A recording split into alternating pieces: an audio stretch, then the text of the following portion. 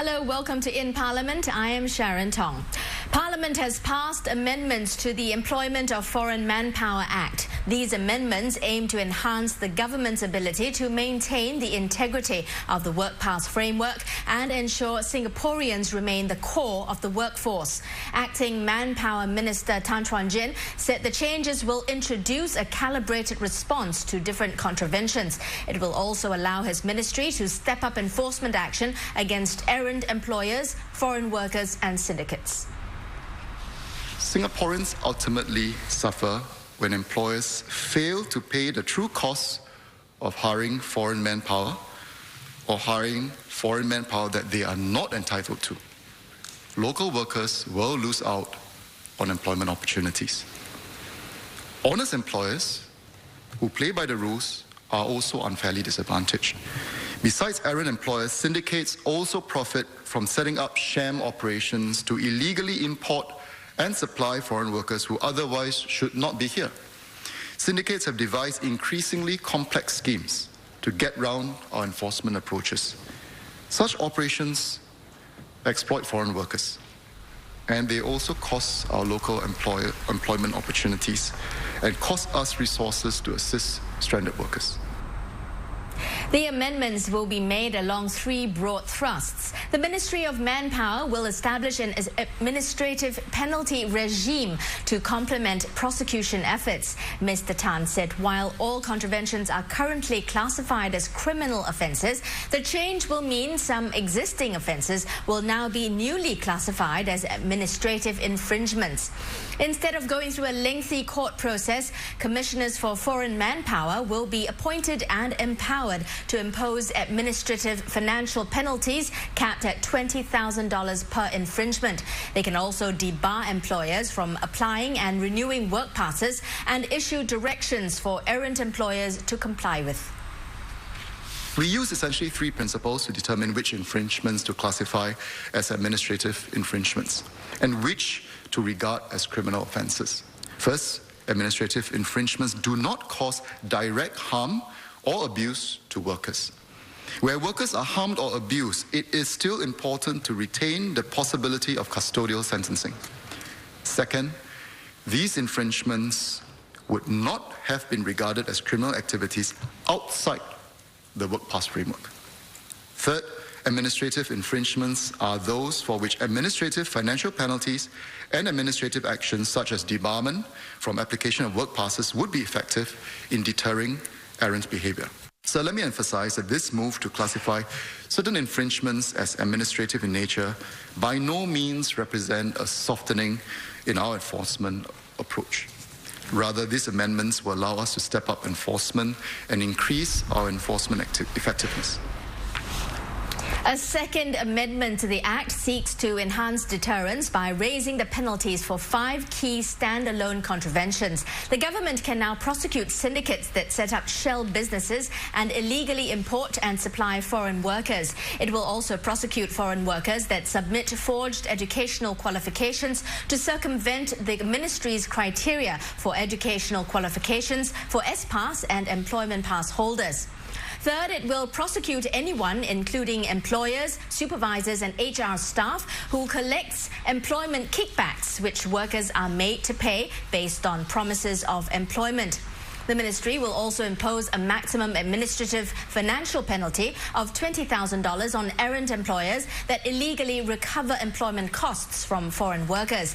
And finally, the government can now impose a maximum penalty of $20,000 on errant employers that pay CPF to local phantom workers to inflate their foreign worker quota. The bill will also be changed to include a presumption clause for corporate officers, so they are now no longer able to deny knowledge of any contraventions. The Manpower Ministry will also have enhanced investigatory powers. The amendments will be effected by the end of this year. We are also committed to ensuring the well-being of workers, as well as an equitable balance of rights and responsibilities between employers and workers. Therefore, even as we debate the amendment of the bill today, we are concurrently undertaking a separate review of the same Act with a view to rationalise and clarify the employment responsibilities of employers, foreign workers, and foreign domestic workers. Just as we have done this round, we'll engage stakeholders on the proposed changes. So this bill ultimately bolsters our efforts in creating a sustainable and inclusive growth in Singapore and ensuring that Singaporeans remain core of the workforce. 16 members of parliament spoke in support of the amendments to the Employment of Foreign Manpower Act. While lauding the move that would ensure Singaporeans stay at the core of the workforce, many noted that enforcement must not be the only approach. They offered suggestions as to what more the government can do going forward. MOM should also look into promoting responsible employment, especially for employers of low-wage migrant workers. While enforcement has a role to play, a mindset change will have a bigger impact on our society as a whole. Singapore is a first world country, and we should reflect that in the way we treat migrant workers. If Singaporean workers and Singaporean businesses can prosper by allowing in foreigners, and the cost is an infrastructure crunch, then I say build more infrastructure. If Singaporean workers' jobs are threatened by allowing in more foreigners, then I would say upgrade the skills of our workers, then make them world-ready and more skillful so that they're able to compete with the best. And if salaries in certain sectors or certain jobs are too low, then maybe we can think of creative and innovative ways of giving Singaporeans additional allowances to take on this job. I would like to urge the Ministry of Manpower to take a stricter view and set a quota on the number of labour supply agencies for each economic sector, and that there should be regular audits carried out of their employment practices. The owners of the employment agencies should also meet essential requirements such as a sound background, appropriate qualifications, training and experience. The quality of hiring and adherence to work pass framework can then be better ensured. Concerns were also raised over the differing penalties for employees and employers over the same crime. Incidents of forgery of certificates or falsification of documents will mean workers are penalised with up to 24 months in jail or 12 months for employers. Can we justify workers having such heavier penalties for the same crime? A proposed amended Section 5(7) imposes a longer maximum term of imprisonment of 2 years on foreign workers who work without a valid work pass. In contrast, employers who employ foreign workers without a valid work pass are only subjected to a maximum term imprisonment of 12 months. This limit of 12 months applies even on a second or subsequent conviction. This disparity in sentencing appears anomalous. There is a broad range of people who are defined as associates and may catch people with little connection to the debarred person. Under what circumstances will an associate be debarred in the absence of any evidence that he's working in... Penalties will be high enough to make such employers give up their illegal profits and so will act as a deterrent. He also revealed that the ministry investigated some 300 cases of submission of forged documents for foreign workers last year. In addition, he assured that with the changes, small and medium enterprises will not find it more challenging to operate. I would like to emphasize that none, and I repeat, none of the measures in this bill are aimed at increasing the duties of honest employers, which make up the bulk of all employers. In fact, our measures are aimed at helping to make sure that we level the playing field for law-abiding employers by penalizing unscrupulous competitors who undercut costs by bypassing the work pass framework. During question time, Acting Community Development, Youth and Sports Minister Chan Chun Sing set out the priorities for the new Ministry of Social and Family Development. He said developing a strong social service sector will be critical for the new ministry, which will invest more resources to do so. It will also work to attract, develop and retain social service professionals, raise the sector's capability and productivity and improve service coordination. The new ministry was announced earlier this year. Mr. Chan listed 3 areas of focus. First, enhancing social safety nets in housing, education and employment for needy individuals and families, as well as developing effective initiatives to reach out to those who need help. Second, to improve the delivery of social services with emphasis on accessibility, affordability and standards. Third, to strengthen families, what Mr. Chan called the bedrock of society. Given the emerging demographics, economic and societal challenges Singapore faces, the formation of the new Ministry of Social and Family Development, or MSF for short, will bring a sharper focus to the government's work in the development of families, social services and social safety nets. At this point, our immediate priority is to ensure continuity in our current areas of coverage, from family and social services to community development, youth and sports, even as we work towards a successful transition to the new ministry. Mr. Chan also updated the House on the government's Ageing in Place initiatives. By June next year, 2 elderly integrated day facilities in Tampines and Toa Payoh should be completed. Another new facility at Serangoon will be ready in the second half of next year. The Community Development, Youth and Sports Ministry is also introducing social home-based care, where seniors at home can receive care services. It is working with partners to recruit and train care workers so that this service can be launched in the fourth quarter of this year. Also, foreign domestic worker grants of $120 monthly will come into effect next month. The grants are given for households which employ a maid to look after an elderly or person with disabilities.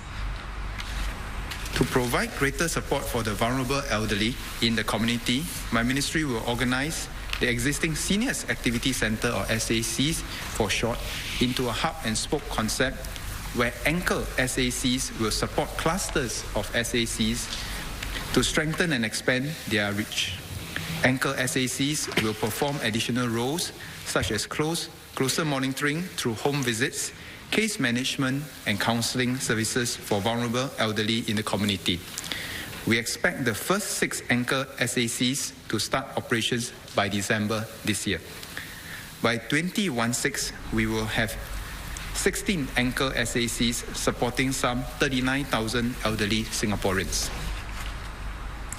As for disabled employees, Mr. Chan said the ministry will focus on implementing initiatives covered under its enabling master plan, including evaluating their efficacy before considering new recommendations. On financial incentives, he said the government has extended workfare income supplement and special employment credit to persons with disabilities and their employers. He said the ministry is also reviewing the Open Door Fund, which provides employers financial support to redesign jobs, modify workplaces and train persons with disabilities.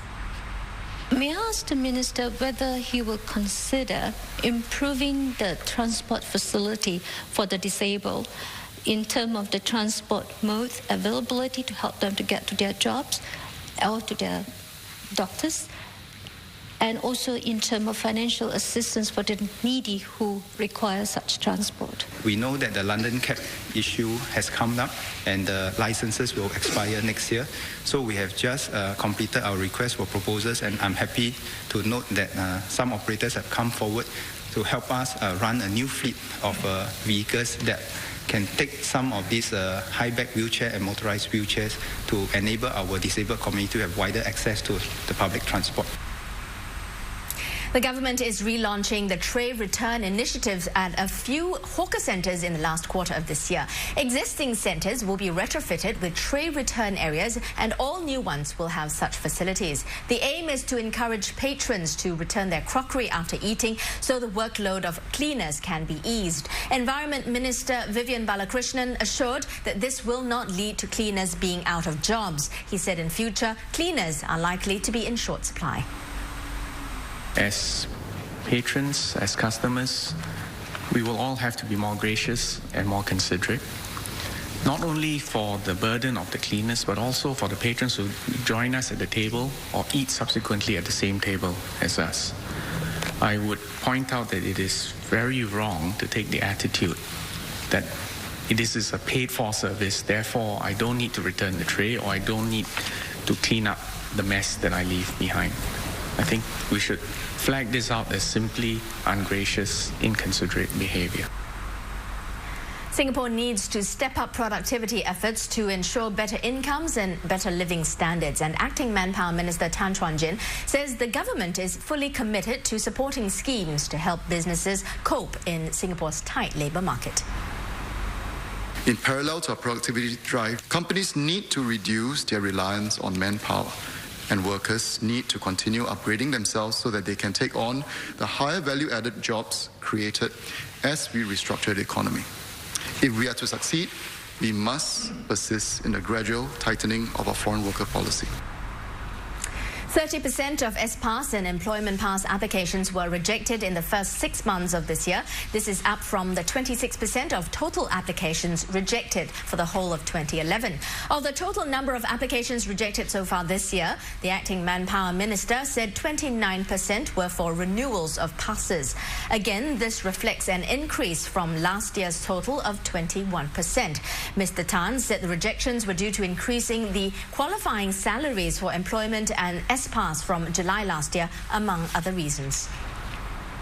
In overall terms, even as we're calibrating downwards, it's not that the growth has become negative. We have basically slowed down the growth, but it is still growing.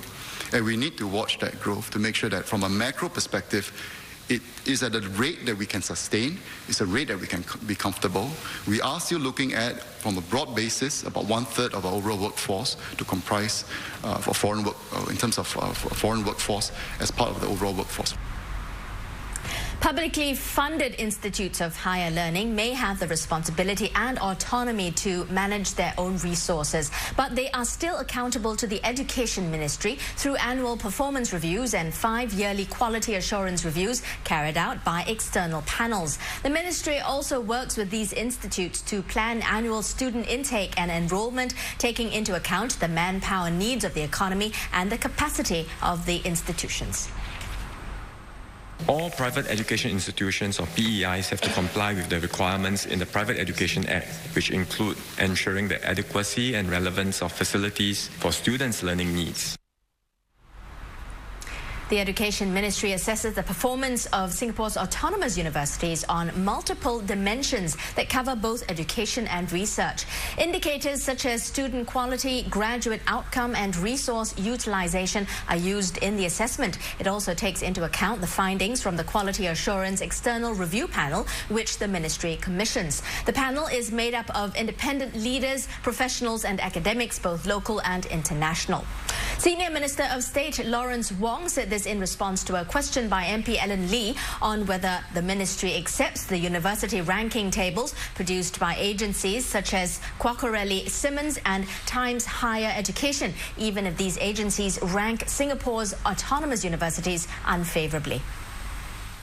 Each table uses different methods and ranking criteria to reflect the emphasis it places on the different aspects of a university.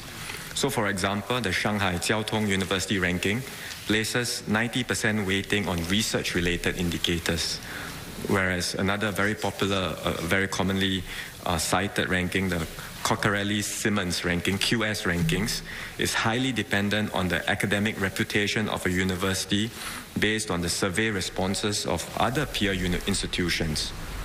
So it is important to interpret the results of such international rankings carefully. Now, the National Development Ministry is in no hurry to complete its review of the Design, Build and Sell Scheme, or DBSS, for HDB flats. This follows the suspension of the DBSS land sales a year ago. National Development Minister Koh Boon Wan said the priority is to ramp up the supply of built-to-order flats and executive condominium units. DBSS flats are sold directly by private developers to flat buyers, and any resolution of contractual disputes, including defects, rests with the buyer and developer. But Mr. Koh said the government can play a role. We are playing a very active part to help them, counsel them, advise them, to resolve the conflicts. Whether we can play mediating role, I think depends on what is the specific issues involved. By the end of the day, we must be mindful that it is a contractual obligation between the buyer and the seller.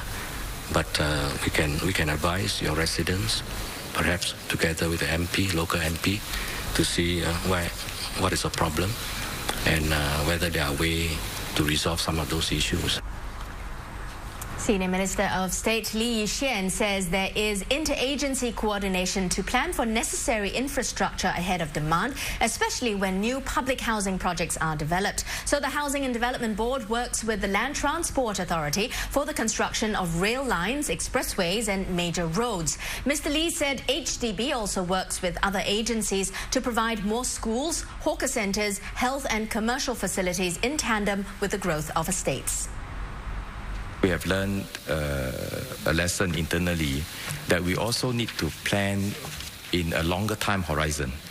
In other words, some of the major infrastructure, such as vehicular network and rail access, will take much longer time than the construction of HDB flats precincts.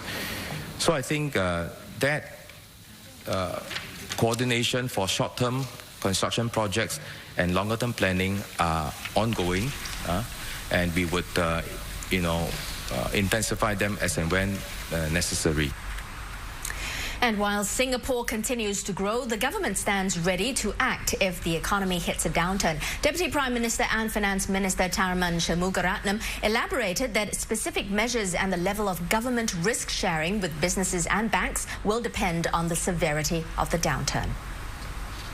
The Ministry of Trade and Industry expects the Singapore economy to grow by 1.5 to 2.5% for the whole of 2012.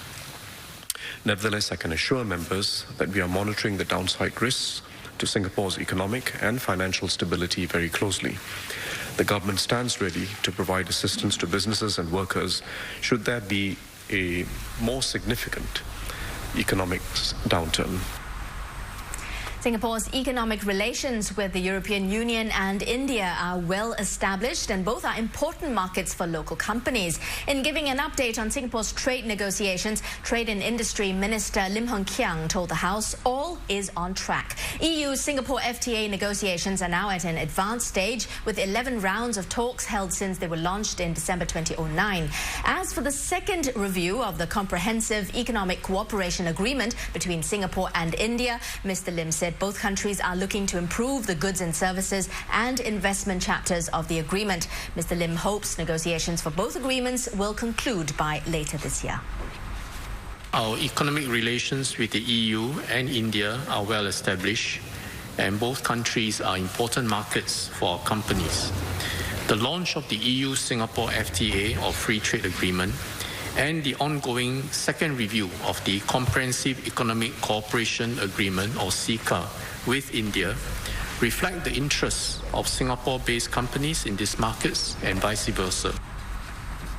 To strengthen public order during election rallies, the government will consider on-site measures and mandatory deposits which would be forfeited if breaches of permit conditions occur. Senior Minister of State for Home Affairs Masagos Zulkifli said that over the last 10 years there have been 31 breaches of rally regulations by all political parties. This included poor crowd management and exceeding time limits for rallies.